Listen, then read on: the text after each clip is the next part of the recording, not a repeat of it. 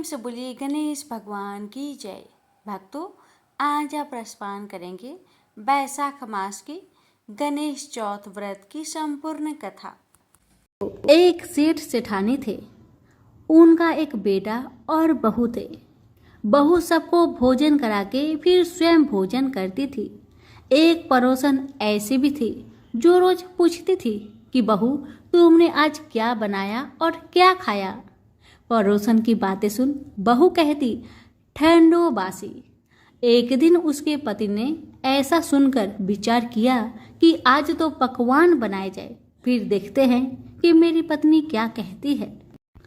उसने तरह तरह के पकवान बनवाए और घर के सभी लोगों ने एक साथ बैठकर भोजन किया। आज भी पड़ोसन ने पूछा तो बहू ने कहा, ठंडो बासी। सेठ के लड़के ने सोचा, हो न हो कोई बात अवश्य है जिससे मेरी पत्नी ऐसा कहती है। उसने पत्नी से पूछा, तुम रोज ठंडो बासी खाया ऐसा क्यों कहती हो, जबकि हम सब ने एक साथ बैठकर कई तरह के पकवान खाए। उसकी पत्नी बोली, हम लोग जो खा रहे हैं वह बाप बूढ़ों की कमाई है। जिस दिन आप कमा कर लाओगे उस दिन मैं समझूंगी कि ताजा भोजन कर रही हूँ। अब एक दिन लड़के ने माँ से कहा, माँ, मैं एक बड़े शहर में कमाई करने जा रहा हूँ। माँ बोली, बेटा, अपने पास इतना धन है कि खाया नहीं छूटेगा। माँ के मना करने पर भी बेटे ने स्वयं कमाने का दृढ़ निश्चय कर लिया और जाते समय पत्नी से कहा, मैं जब तक कमाकर बहुत सा धन लेकर ना आऊं तुम चूल्हे की आग मत बुझने देना। एक दिन चूल्हे की आग बुझ गई तो वह मन ही मन घबराने लगी कि कहीं मेरे पति पर संकट तो नहीं आन पड़ा। जल्दी से पड़ोस में जाकर आग लाकर चूल्हे में रख दूं, ऐसा विचार करके पड़ोस में गई। वहां पड़ोसन चौथ माता का व्रत पूजन कर रही थी। पड़ोसन ने कहा, थोड़ी देर में आकर आग ले जाना। बहू ने पड़ोसन से पूछा, आप यह व्रत क्यों करती है, इससे क्या मिलता है। पड़ोसन ने कहा, यह चौथ माता का व्रत है, इसके करने से अन्न लक्ष्मी मिले और सभी मनोकामना पूरी होती है। अब पड़ोसन की बात सुनकर बहू भी चौथ माता का व्रत करने लगी। दीवार पर चौथ माता बनाई। उस दिन घी गुड़ का चूरमा बनाकर रात्रि को चंद्रमा को अर्घ्य देकर भोजन करती। ऐसा करते करते बहुत दिन हो गए। चौथ माता ने उस बहू के पति को सपना दिया कि साहूकार का बेटा तू जागे कि सोवे, तेरी पत्नी बहुत याद कर रही है तुझको। तू घर जाकर उसकी चिंता मिटा। तू दुकान खोलकर कंकु केसर का पगलिया बना के बैठ जाना। आज तेरा हिसाब किताब चुकता हो जाएगा। अब तो चौथ माता ने जैसा कहा था वैसा ही हुआ। उसने घर जाने की तैयारी की और गाड़ी भर के धन दौलत लेकर चल दिया। रास्ते में एक बड़ा सा काला नाग फन फैलाए बैठ गया और कहने लगा, आज तो मैं तुझे डसूंगा, नहीं छोड़ूंगा। आज तेरी आयु पूरी हो गई है। सेठ के लड़के ने कहा, आज चौथ माता ने मुझे सपना दिया तो मैं पत्नी से मिलने घर जा रहा हूँ। वहाँ मेरी पत्नी बहुत चिंता कर रही है। मैं उससे मिलकर जरूर आऊँगा, तब तुम मुझे डस लेना। नाग ने कहा, तुम शपथ पूर्वक कहकर जाओ तो मैं तुम्हें जाने दूंगा, परंतु अगर तुम लौट कर नहीं आए तो मैं तुम्हारे घर जाकर तुम्हें डस लूंगा। इस प्रकार सर्प को वचन देकर वह अपने घर पहुंचा। वहां सभी से हंसी खुशी से मिला और भोजन करके उदास होकर बैठ गया। उसकी पत्नी ने उदासी का कारण पूछा तो पति ने काले नाग वाली सारी बात बता दी और कहा, यदि मैं उसके पास नहीं जाऊंगा तो वह घर आकर ही मुझे डस लेगा। पत्नी बहुत चतुर थी। उसने कहा कि आप घबराइए नहीं, लेट जाओ, मैं एक उपाय करती हूँ। पत्नी ने कमरे की 7 पीढ़ी धोई। पहली पीढ़ी पर रेत रखी, दूसरी पर इत्र, तीसरी पर गुलाल, चौथी पर फूल और कंकु केसर, पांचवी पर लड्डू पेड़ा, छठी पर गादी गलीचा और सातवीं पीढ़ी पर दूध का कटोरा भर कर रख दिया। इस प्रकार वह 7 ही पीढ़ी सजाकर बैठ गई। जैसे ही आधी रात हुआ, नाग आकर पीढ़ी चढ़ने लगा। पहली पीढ़ी पर रेत में लौट गया और कहने लगा कि सेठ की बहू ने आराम तो बहुत दिया, पर बचनों से बंध कर आया हूँ, सो डसूंगा तो जरूर। इसी प्रकार 7 पीढ़ियों पर नाग आराम करता हुआ और कहता हुआ कि डसूंगा जरूर कमरे में ही जाने वाला था कि चौथ माता ने विचार किया कि मैं अगर इसे नहीं बचाऊंगी तो संसार में धर्म कर्म और व्रत पूजन को कौन मानेगा। अब तो गणेश जी, चंद्रमा जी और चौथ माता ने उसे बचाने का विचार किया। चंद्रमा जी ने उजाला किया, चौथ माता ढाल बनी और गणेश जी ने तलवार लेकर नाग को मार दिया और ढाक से ढक दिया। अब बहू भी थकी हारी सो गई। जब सुबह हुई तो लोग बेटे से मिलने आए, परंतु बेटा बहू तो उठे ही नहीं थे। बहुत देर हो गई तो माँ उन्हें उठाने गई। माँ ने 7 पीढ़ियों पर जो कुछ देखा तो बहुत घबरा गई। घबराते हुए बेटा बहू को आवाज लगाई, बेटा बहू उठो तो देखो कि एक ढाल तलवार वहां पड़ी है। अब ढाल उठाई तो वहीं काला नाग मरा हुआ पड़ा है। बेटा बहू ने सोचा कि आज तो धर्म कर्म ही आड़े आई, जो भगवान गणेश जी और चौथ माता ने अपनी रक्षा की है। हे चौथ माता, जैसे आपने सेठ के बेटे बहू की रक्षा की, वैसी सबकी करना। सभी प्रेम से बोले, चौथ माता की जय हो, गणेश महाराज की जय हो। किसी गांव में एक विधवा माता और उसका एक पुत्र रहता था। वह गायों को चराकर अपना पालन पोषण करता था। उसकी माता 12 मासी चौथ माता का व्रत करती थी। वह हर महीने की विनायक चौथ को चूरमे के 5 लड्डू बनाती। उनमें से एक चौथ माता का, एक गणेश जी का, एक गाय माता का निकालकर दान करती, एक बेटे को खिलाती और एक स्वयं खाती। जब जेठ महीने की चौथ थी, बेटा पड़ोसन के घर गया। वहां चूरमा देखकर पूछने लगा कि दीदी आप क्या कर रही हो। अब वह बोली, आज चौथ की व्रत है, इसलिए मैंने चूरमा बनाया है। मगर तेरी माँ तो हर चौथ को ही बहुत सारे लड्डू बनाती है, पर तुझे केवल एक ही लड्डू खाने को देती है। ठंडी बासी रोटी की खाने को देती है। लड़का पड़ोसन की बातों के बहकावे में आ गया और अपनी माता से बोला, माँ तू चूरमा खाती है और मुझे सिर्फ एक लड्डू देती है, इसलिए तू अब चौथ माता का व्रत करना छोड़ दे। माँ ने कहा, बेटा ये तो चौथ माता का व्रत है, तेरे ही सुख शांति के लिए करती हूँ मैं यह व्रत नहीं छोड़ सकती हूँ। यह सुनकर बेटा नाराज होकर विदेश जाने लगा। माँ बोली, बेटा यदि तू मेरे से नाराज होकर विदेश जाना चाहता है तो ये माताजी की आंखें अपने साथ ले जा। यदि तेरे पर कोई संकट आए तो चौथ माता और विनायक जी का नाम लेकर इन्हें डाल देना, तेरा संकट दूर हो जाएगा। लड़का आंखों को लेकर विदेश चला गया। रास्ते में उसे एक खून से भरी हुई नदी मिली, जिसे पार करना संभव नहीं था।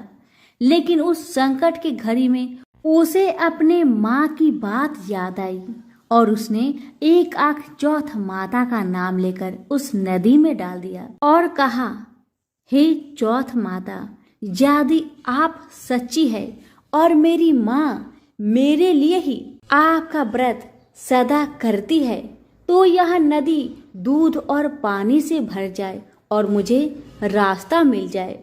उसके ऐसे कहते रास्ता मिल गया। आगे चलने पर भयंकर जंगल से भी उसे इसी प्रकार आंखें पूर कर गुजरना पड़ा। आगे चलकर एक नगर में पहुंचा। उस नगर के राजा के यहाँ रोज एक मिट्टी के बर्तन का आवा पकता था। वहाँ आवा तब पकता था जब उसमें एक आदमी की बलि दी जाती थी, यानी एक आदमी को बर्तनों के साथ चुन दिया जाता था। उस लड़के ने वहां जाकर देखा, एक बुढ़िया माई आटा पीसते जा रही थी और रोती जा रही थी। उस लड़के ने इसका कारण पूछा तो बुढ़िया माई बोली कि बेटा, आज मेरे एक लौते बेटे का इस आवा में जाने का नंबर है। तब वह लड़का बोला, हे बुढ़िया माई, तू मुझे जल्दी से खाना खिला दे, तेरे पुत्र की जगह में मैं जाऊंगा।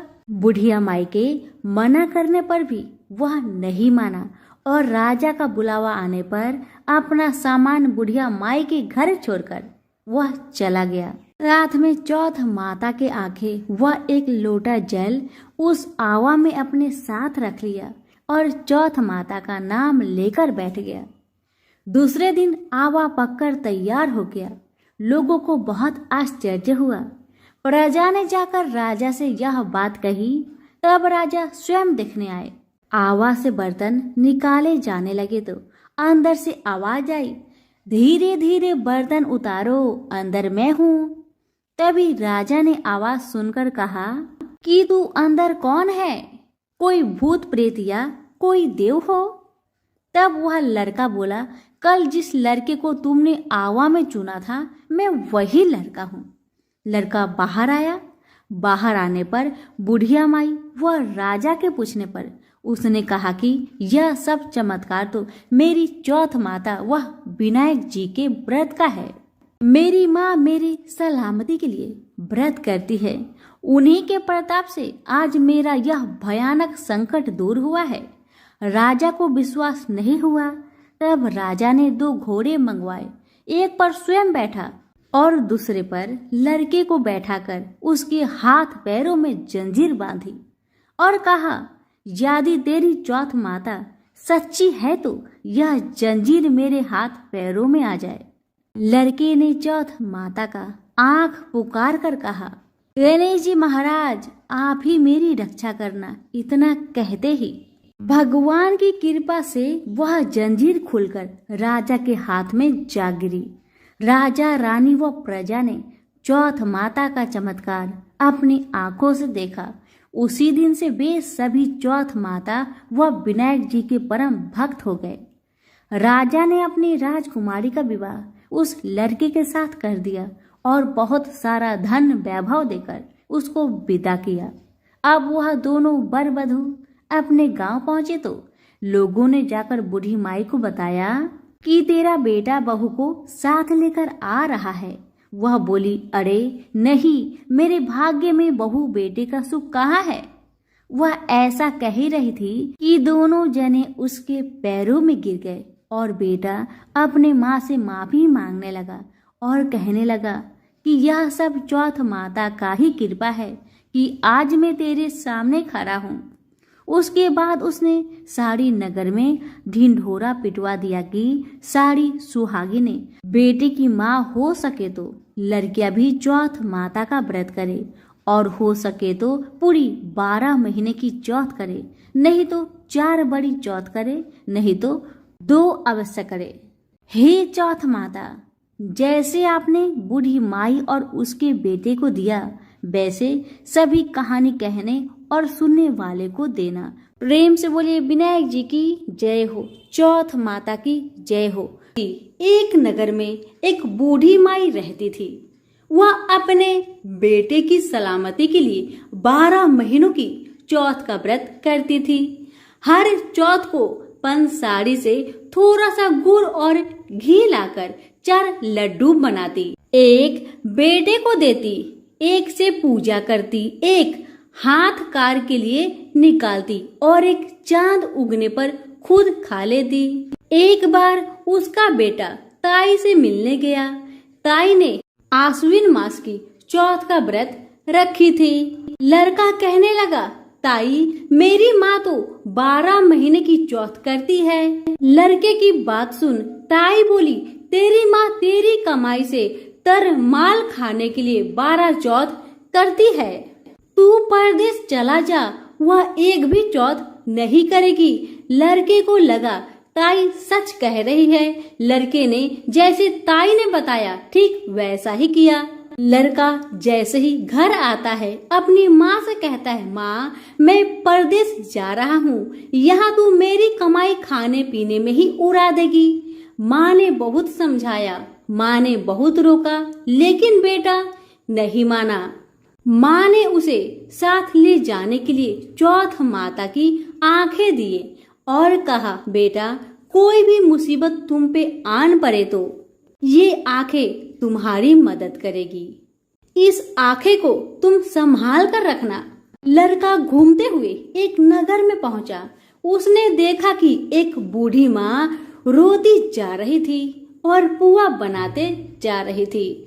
उसने कारण पूछा तो बूढ़ी माई ने कहा, बेटा इस नगर की पहाड़ी पर एक राक्षस रहता है।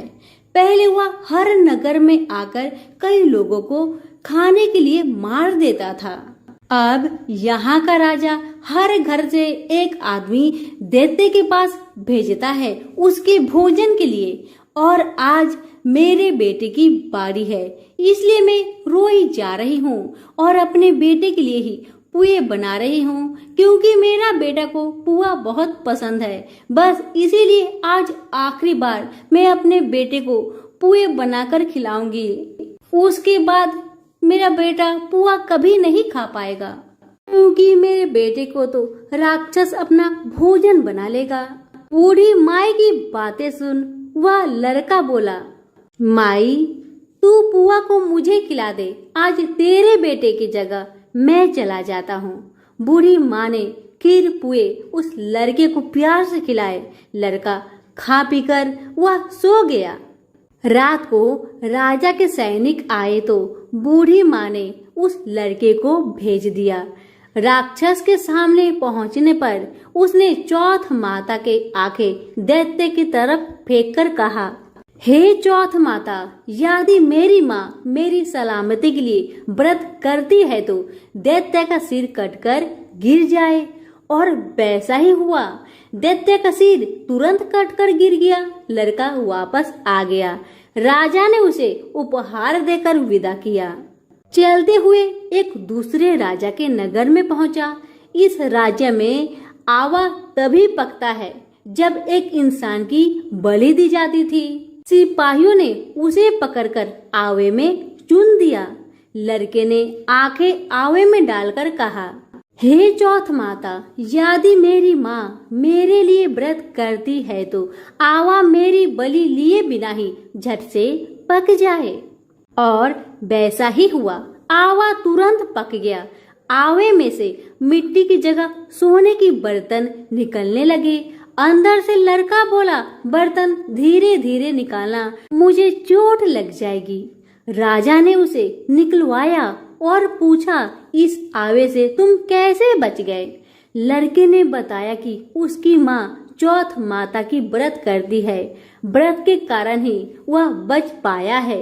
राजा को इसका यकीन नहीं हुआ। राजा ने एक चांदी की सुराही मंगवाई और कहा कि सुराही की नली से तुम निकल कर दिखाओ, तभी मुझे विश्वास होगा। लड़के ने चौथ माता को याद करके आंखें सुराही में डाले और कहा, हे चौथ माता, मैं भौरा बनूं और सुराही से निकल जाऊं। लड़का भौरा बनकर सुराही से निकल गया। राजा खुश होकर राजकुमारी की शादी उसके साथ कर दिए और सभी लोगों को चौथ माता का व्रत करने को कहे। लड़के के शादी होने के बाद उसे अपनी माँ की याद आई। उसने राजा के पास जाकर खुद के नगर जाने की इच्छा जाहिर की। राजा ने रथ, घोड़ा, हाथी और खूब सारा दान दहेज देकर उन्हें विदा किए। चौथ के दिन अपने नगर पहुंचा। वहां अकेला पंसारी के यहाँ माँ का इंतजार करने लगा। सोचा चौथ है तो माँ यहाँ जरूर आएगी। थोड़ी देर बाद लकड़ी टेकती हुई माँ आती दिखाई दी। लड़के की माँ बूढ़ी होने के कारण उनके आंखों से कम दिखता था। अब लड़के ने जानबूझकर अपना पैर लकड़ी में लगा दिया और कहने लगा, बल रे पूठ काटी, मेरे पैर के लगा दी। माँ ने उसे नहीं पहचाना। कहने लगी, भैया मुझे चाहे कितनी गाली निकालो पर मेरे बेटे को कुछ मत कहना। बेटा माँ के चरणों में गिर पड़ा, कहा माँ माँ मैं ही तेरा बेटा हूँ, मुझे माफ कर दे माँ, मुझे माफ कर दे। माँ ने अपने बेटे को सीने से लगा लिया। नगर के लोगों ने विश्वास नहीं किया कि वही उसका बेटा है। बूढ़ी माँ ने चौथ माता को याद करके कहा, हे चौथ माता, यदि मैं अपने बेटे के लिए व्रत करती हूँ तो मेरे स्तन में दूध भर जाए और उसकी धार मेरे बेटे के मुंह में जा गिरे।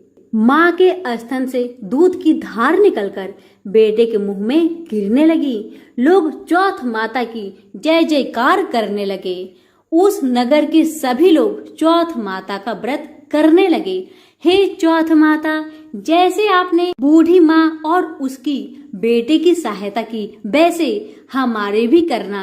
कहानी सुनने वाले, हुक्कारे भरने वाले सभी पर अपनी कृपा बरसाए। सभी प्रेम से बोले चौथ माता की जय हो। एक समय की बात है कि भगवान विष्णु का विवाह माता लक्ष्मी जी के साथ निश्चित हुआ। विवाह की सभी तैयारी होने लगी। सभी देवी देवताओं को निमंत्रण भेजे गए, लेकिन भूलवश गणेश जी को निमंत्रण देना रह गया था। इधर भगवान विष्णु की बारात जाने का समय आ चुका था। सभी देवता अपनी पत्नियों के साथ विवाह समारोह में शामिल होने को आए, परंतु सभी देवी देवताओं ने देखा कि गणेश जी कहीं दिखाई नहीं दे रहे हैं। तब उन सभी ने आपस में चर्चा की, क्या गणेश जी को नहीं न्योता दिया गया या गणेश जी ही नहीं आए हैं। सभी को इस बात पर बहुत आश्चर्य हुआ। इस बात पर उन सभी ने विष्णु भगवान से ही इसका कारण पूछा। विष्णु भगवान से पूछने पर उन्होंने कहा कि हमने गणेश जी के पिता भोलेनाथ, महादेव और माता पार्वती को न्योता भेजा था। यदि गणेश जी अपने पिता के साथ आना चाहते तो आ जाते, अलग से उन्हें न्योता देने की कोई आवश्यकता भी नहीं थी। दूसरी बात यह है, उनको खाने में 1.25 मन मूंग, 1.25 मन चावल, 1.25 मन घी और 1.25 मन लड्डू का भोजन चाहिए। यदि गणेश जी नहीं आएंगे तो कोई बात नहीं, दूसरे के घर जाकर इतना सारा खाना पीना अच्छा भी नहीं लगता। इतना वार्ता कर ही रहे थे कि किसी एक ने सुझाव दिया, यदि गणेश जी आते तो उनको द्वारपाल बनाकर बैठा सकते थे कि आप घर की याद रखना। आप तो चूहे पर बैठकर धीरे धीरे चलोगे तो बारात में बहुत पीछे रह जाओगे। यह सुझाव सबको पसंद आ गया, तो फिर विष्णु भगवान ने भी अपनी सहमति दे दी। तब गणेश जी को निमंत्रण देकर आमंत्रित किया और उनको समझा बुझाकर घर की रखवाली करने को बैठा दिया गया। बारात चल दी। तब नारद जी ने देखा कि गणेश जी तो दरवाजे पर ही बैठे हुए हैं, तो वे गणेश जी के पास गए और रुकने का कारण पूछा। गणेश जी कहने लगे कि विष्णु भगवान ने मेरा बहुत अपमान किया है। नारद जी ने कहा कि आप अपनी मूषक सेना आगे भेज दो तो वह रास्ता खोद देगी, जिससे उनके वाहन धरती में धंस जाएंगे। तब आपको सम्मान पूर्वक बुलाना पड़ेगा। अब तो गणेश जी ने अपनी मूषक सेना को आदेश दिया, जाओ, और सेना ने जमीन पोली कर दी। जब बारात वहां से निकली तो रथों के पहिए धरती में धंसने लगी। आप कोशिश की परंतु पहिए नहीं निकले।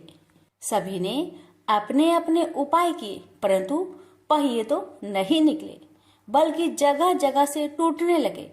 किसी को समझ में नहीं आ रहा था कि अब क्या किया जाए।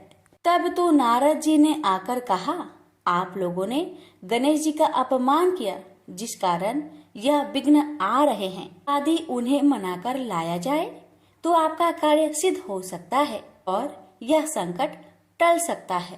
शंकर भगवान ने अपने दूत नंदी को भेजा और वे गणेश जी को लेकर आए। गणेश जी का आदर सम्मान के साथ पूजन किया गया। फिर रथ के पहिए निकलने लगे और यह संकट टल गया। अब रथ के पहिए निकल तो गए परंतु वे टूट फूट गए थे, तो उन्हें सुधारे कौन। पास के खेत में एक खाती काम कर रहा था। उसे बुलाया गया। खाती अपना कार्य करने से पहले श्री गणेशाय नमः कहकर गणेश जी की वंदना मन ही मन करने लगा। देखते ही देखते खाती ने सभी पहियों को ठीक कर दिया। तब खाती कहने लगा कि हे देवताओं, आपने सर्वप्रथम गणेश जी को नहीं मनाया होगा और न ही उनकी पूजन की होगी, इसलिए तो आपके साथ यह संकट आया है।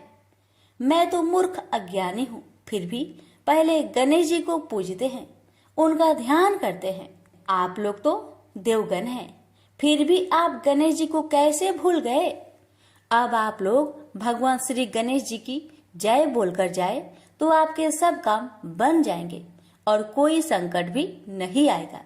ऐसा कहते हुए बारात वहां से चल दी और विष्णु भगवान का लक्ष्मी जी के साथ विवाह संपन्न करा के सभी सकुशल घर लौट आए।